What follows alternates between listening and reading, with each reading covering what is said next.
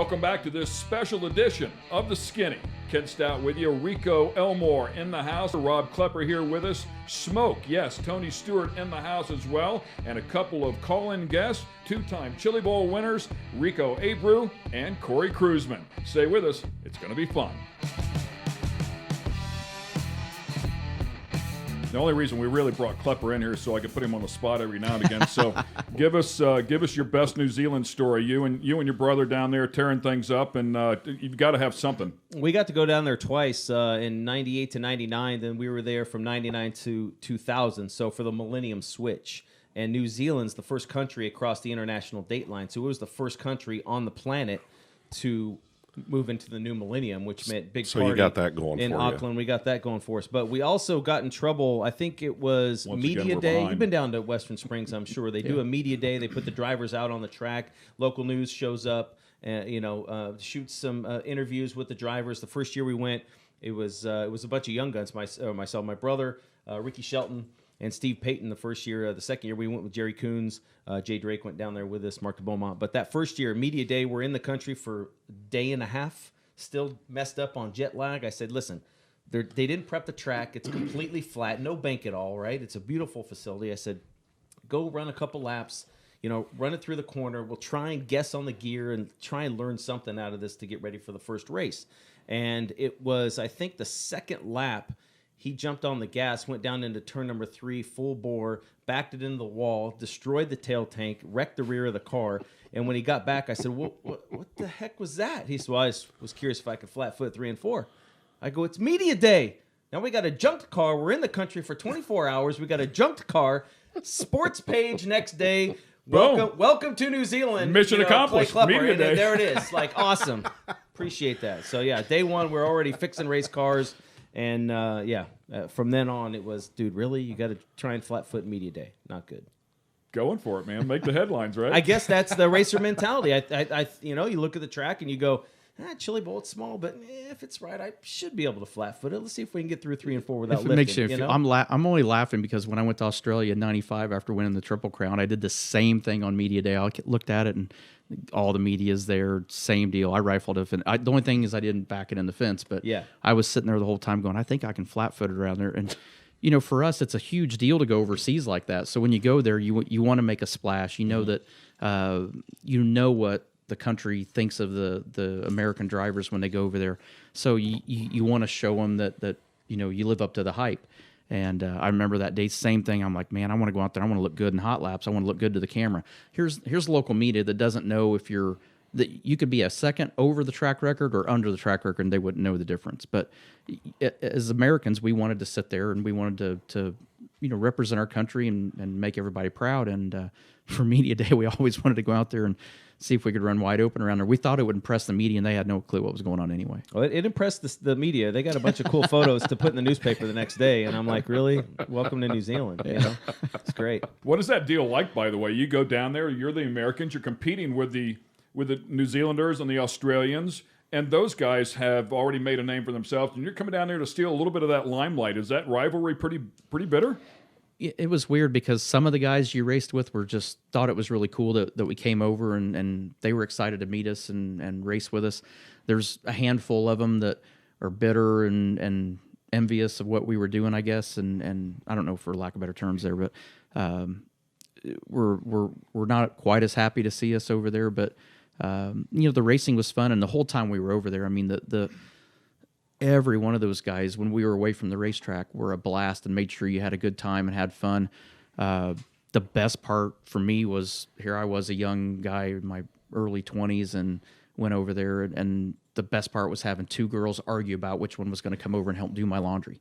Yep. I thought that was the best part of the whole trip. Was like, I can't even get people on my floor to help me do my laundry, and they're fighting to see which one's going to come over and do the laundry. So I thought, man, this is pretty cool. I'd like to come to Australia more and race. I know I've never been down there. Early on in my career, I worked a lot with Larry Rice, the late Larry Rice, just a wonderful guy and so talented, of course, in his time. But he told me, he said, of all the places that I ever went to and raced, he said New Zealand is the one place I would move to. Absolutely loved it. Yeah, I mean, all the people are amazing there. Their hospitality is just through the roof. They love their racing. But the countryside, we traveled a lot while we were there and drove everywhere just because we wanted to see everything. So both our trip to New Zealand, our trips to Australia, just unbelievably cool trips. Would do it over and over again. Rico, you been down there?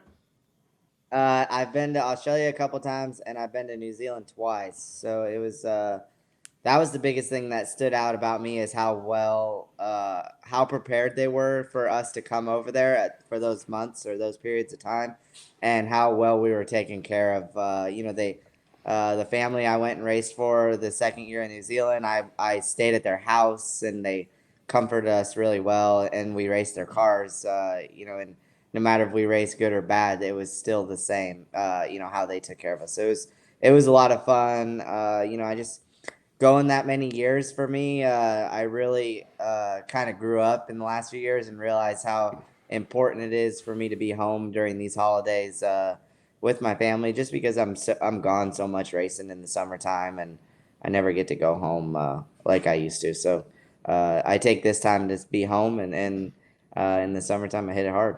Well, Awesome stuff, part man. of that's because I'm his family in the summertime. It's my roommate. So, Never wanna and he's go not a home. cheap roommate, by the way. I mean, there's nothing cheap about having him stay with you. You think, he's easy enough. The hardest part with him is his fishing program.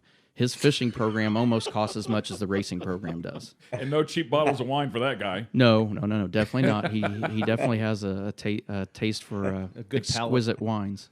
Is this where he flips the car? Oh, yeah. Oh my! Right there, He I had it would figured have out passed by the down. I was second wide open. I would have passed down about the third time it went around, by the way. Did you have the steering wheel on? That's what I thought. I thought you took the steering wheel off. My head was glued to the sideboard or to the headrest, and it was all the Well, way I mean, back. this is the best part. I was dizzy right here. I'm dizzy. I mean, did you plan right at this point to Yeah, jump on so, Brian? Yeah, we were. He was looking at Keith, but he ended up jumping on Brian. Yeah. Well, we were at a bar a couple nights before that. After I won my prelim night, and I did donuts that night. And we met up with Brian and Lauren after the races, and Brian was telling me how he's won, X amount of sprint car USAC races, and he's done this many donuts. And I said, well, I just, like to give, show my fans the appreciation, that's kind of my way of giving back. And, I said, and then we ended up making a deal. I don't know how it got, I had maybe too many Budweisers, but I don't know how it turned into, if I won on Saturday, he would be at the car to catch me in Victory Lane. And So how many that's how it donuts did turned you out. do? Oh, I don't know. There, I lost. You lose track about halfway through. See, that's what we got Big Carl here for. Carl's supposed to have this Yeah, information. he was counting them. Hey, roll that back.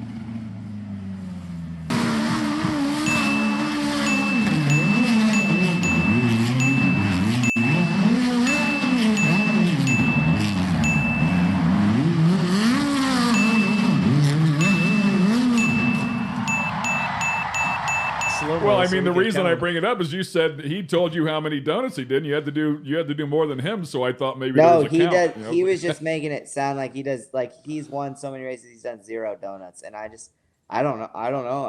I honestly, I've never done donuts ever since that race right there. I've never done it. You did enough for a I don't career. think- I mean, I don't think you can beat that. I don't think you can. No, beat yeah, that. I agree. I mean, it's one and done. I mean, perfect. Yeah, the only thing, I'm not sure the Russian judge scored him properly. He didn't think the Russian judge thought he didn't stick the landing Collusion. like he should have or something. That thing was on all 4 corners, one at a time at different points during that landing before. He just didn't stick the landing like he should. But I mean, it was pretty impressive. Keith sent me a picture, on Monday or Tuesday after the race, and my front axle was bent after that. I wonder why. Yeah. Peg all the weight down on one Yeah. edge. He Yeah. didn't send you the bill. It's okay. A picture's fine. The Yeah. bill, that's. Yeah. All right, so Stewart, your first win. Tell us about getting to the Chili Bowl. I think I know the story. My very first Chili Bowl driving for Raleigh Hemling. So, and I don't remember, somebody had offered to fly me down there in some little single engine airplane and blah, blah, blah. I'm like, yeah, this is great. It's a long drive from Indiana, from Rushville.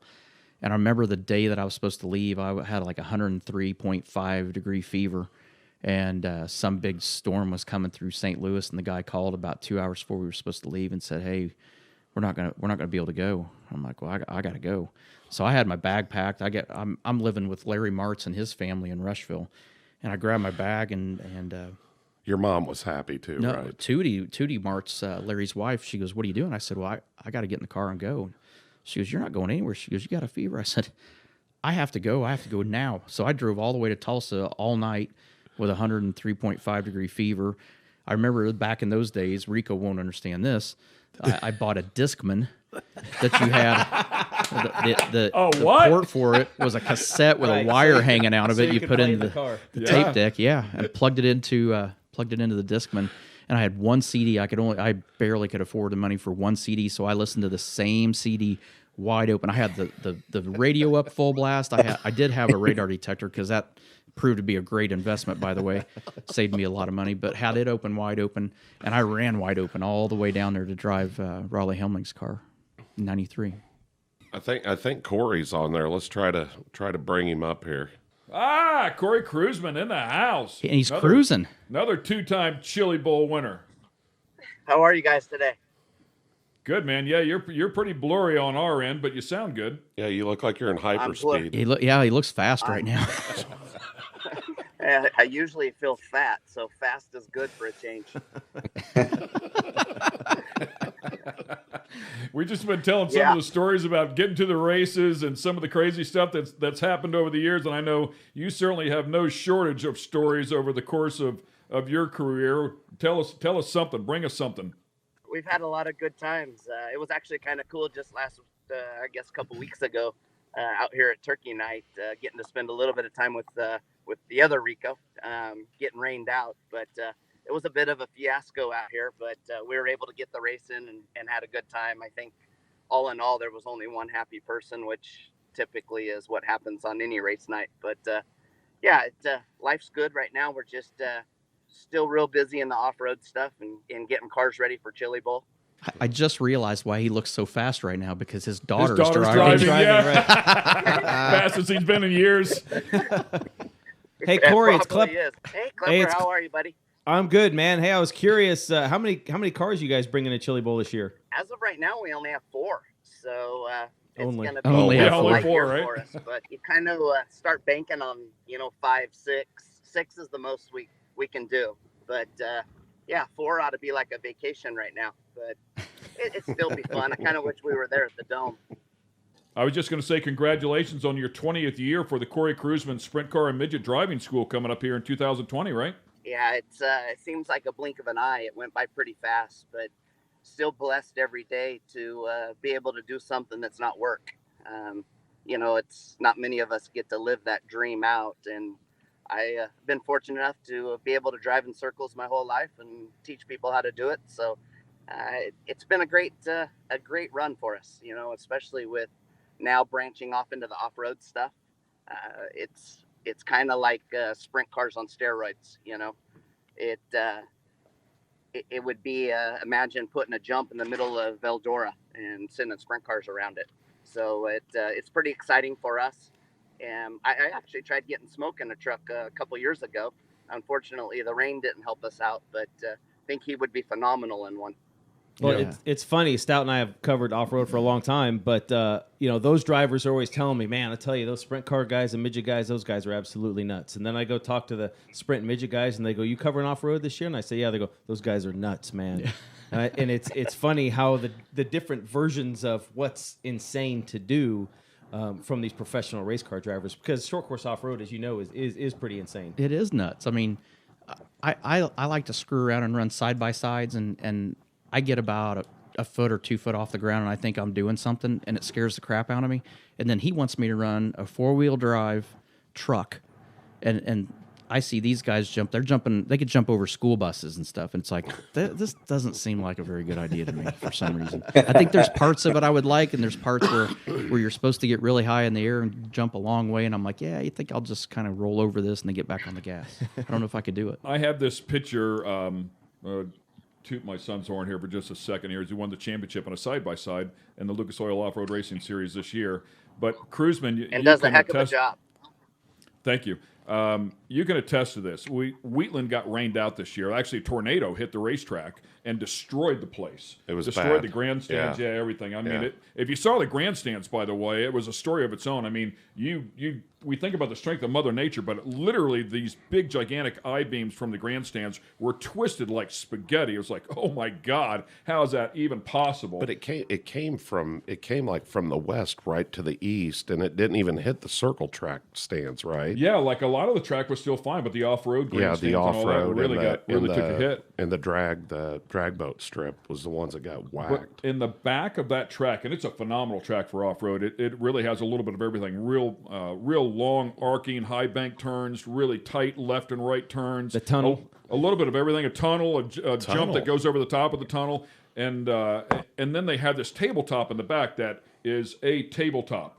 And I think it's 90 foot, if I'm not mistaken. It was something like, it was 70 to 90 foot flat to flat, like edge to edge. And I have a picture of my son and his Yamaha side-by-side mid-air, because he launched it, got him mid-tabletop, and they were sticking the landing on the other side. And he's got to be 3 stories in the air, and I'm looking at this, and I'm like, that is just absolutely insane, man. I mean, talk about a car that was never designed to do what it's doing. And then it comes back and we're like, well, the front end's a little worn out. Oh, you think? Yeah. See, that's why when Cory wanted me to do this test, it seemed like a really good idea. But the problem is they have radios. So I can just imagine I'm going to be in this thing and I'm going to barely get the tires off the ground. And then you're going to have Cory in the background going, all right, sweetheart, that's really good. You did good there. Now we're going to try to jump this thing over this hill now. It just doesn't seem like. Well, one night I don't remember what we were in Phoenix. It was the same weekend as NASCAR, and we had you and Stenhouse were at the off-road track, and we got to interview you guys. But same thing. It was kind of like looks fun from the stands, but probably not going to go out there and do. We had a number of guys along the way back in the Core days, like up till 2008 when Core went away. But Paul Tracy came out and was in one and super aggressive as you would expect Paul to be, but did a nice job. I mean, he just needed some seat time, but. They adapt to it pretty quickly, and the big trucks are pretty forgiving. It's the smaller trucks that really you get in trouble with. The Pro Lights just don't have the wheel travel. You know, the side-by-sides don't have the wheel travel. They hook a rut, and, you know, and it wants to launch you. But the Pro 2s and the Pro 4s really soak up, you know, a lot. And needless to say, you know, the 900 horsepower helps you get over some of the big jumps. But you can also sail them too far. I mean, it doesn't take much of a blurb on the throttle to fly it too far. Well, it's, you know, we watch these guys do it, the Rob McCachrans, the Carl Renazetters. They go run this thing. They make it look simple. You know, you just drive around the racetrack, and it's no big deal. They come watch these guys, you know, rip the cushion in a non-wing car at Eldora, and these guys make it look simple. It's no big deal. You just toss her in there and bounce off the fence, and it's no big deal, you know. And both are equally impressive. I think the turning right would be very odd on the dirt, probably for an oval track guy, knowing that you're going to toss it in and kind of go the opposite way. Are you talking? I mean, you know how many road course wins this guy's had? Not on the dirt, though. A little different on the dirt. That's what I'm saying. It's got to be a little awkward to go in there and do it on the dirt. I think the part that probably made me go, this probably may not be the right deal for me, was I think we went both nights of that weekend, and that was one of the bigger shows out there. And so I remember going the second day, and in practice or something, they were watching film of Adler getting upside down. And Cory was trying to sit there and analyze what was going on and what to do to fix it. And I'm sitting there, and I don't know enough about these trucks to get it. But it's like, I kept asking Cory, I'm like, is it got enough droop in the left rear? So we're sitting there watching this thing frame by frame. But I'm watching this thing when it gets ready to go upside down. I'm like, I got to work a lot harder than that to get upside down in a sprint car. He didn't have to work hard at all to get that truck upside down. And I'm sitting there going, man, Cory, I don't know if this is a good idea. And he's like, oh, it'll be fine. I'm like, well, did you drive it yet? He goes, no. I'm like, well, you drive it first and tell me if it's all right. Well, that's the other question. When is Cory Kruseman ever going to drive an off-road truck? That's a great question, He's been helping drivers out for so long, won some titles with Deegan and other drivers, and still has yet to get behind the wheel. You know, actually, I did a test with Patrick Clark about, 5-6 years ago. Before me and Smoke talked about it. So, but that was a Pro 2. Is there any video footage? No, and there's not going all right, then that didn't happen. Yeah.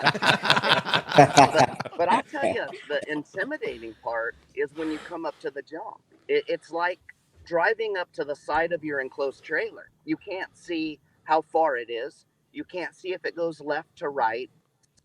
You can't see what is. And I'm going to tell you, when I drove it, I bet I went up that jump full flat out at about 12 miles an hour. And it landed on the nose and scared me to death. So I'm like, all right, I know they're laughing because I can hear them over the radio. So the next lap, I hit it at about 30 miles an hour and about ripped the rear bumper off because I landed on the tailgate of the damn thing. So I'm finally like, all right, and let's go. So the next lap, I was pretty good. But it's, you know what? I really enjoyed it because you could run anywhere you wanted on the racetrack without the fear of turning over. You know, we go touching, and that's our these ones you can go up over it. And like I said, I think Smoke and Ricky both would have had a great time in it, and hopefully one day we'll be able to accomplish that. But it's such an impressive sport that there's a reason there's 10 people every time we go. Yeah, the Pro 2s, I think you would fall right in. Like you'd be second nature in a Pro 2.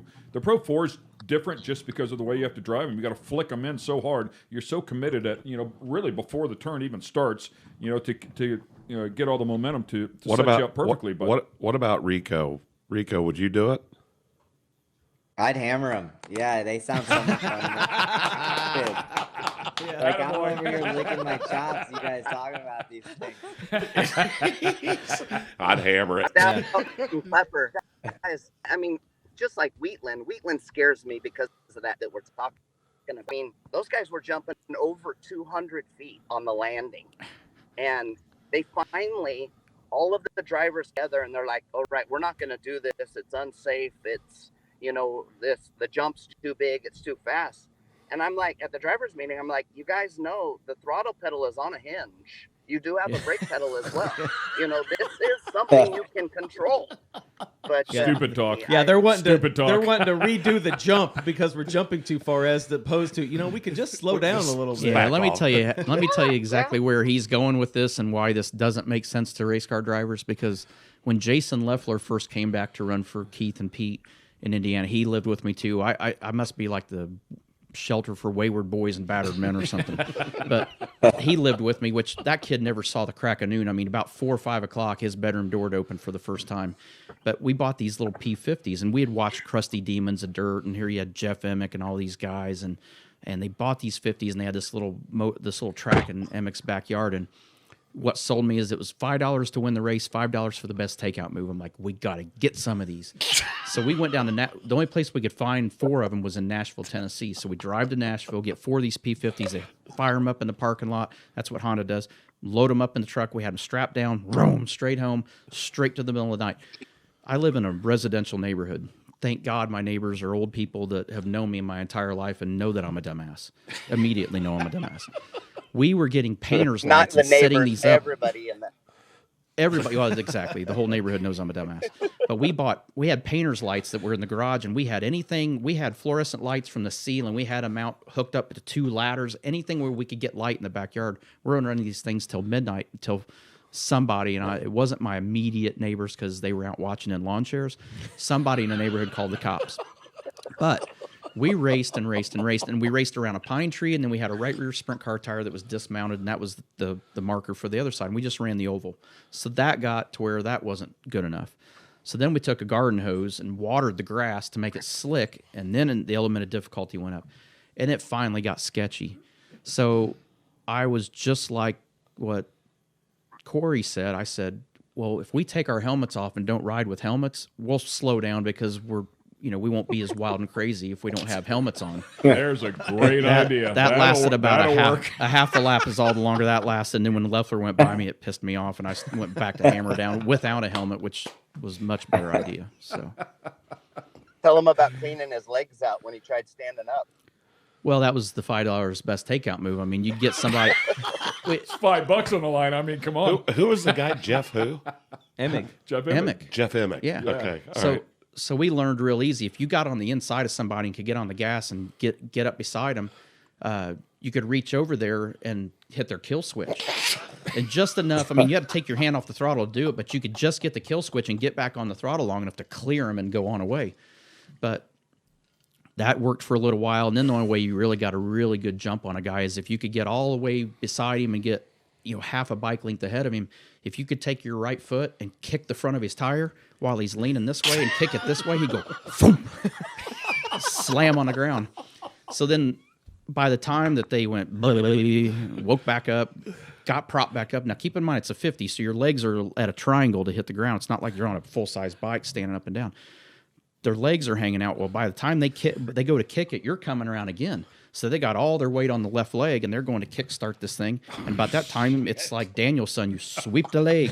They sweep the leg, and then they fall like a tree because they cannot physically get their leg back fast enough. So you watch them on this little 50 go. And the cycle starts all over. So that would normally get the best takeout move. You normally took the $20 pot and celebrated. And so mind it was a lot of fun. All these motorcycles, and mind you, all these motorcycles were bought for that $5 pool. Yeah. I think they cost us about $2,500 a piece, though, to win $5 at a time. It was just like any other racing division. And you guys get mad at the promoters, don't pay you enough.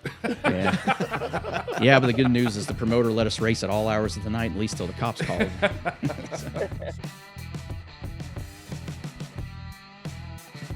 Thanks for watching this edition of The Skinny.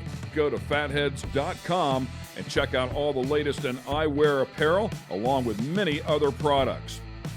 Thanks to our partners at Elliott's Custom Trailer and Carts for their partnership in this production.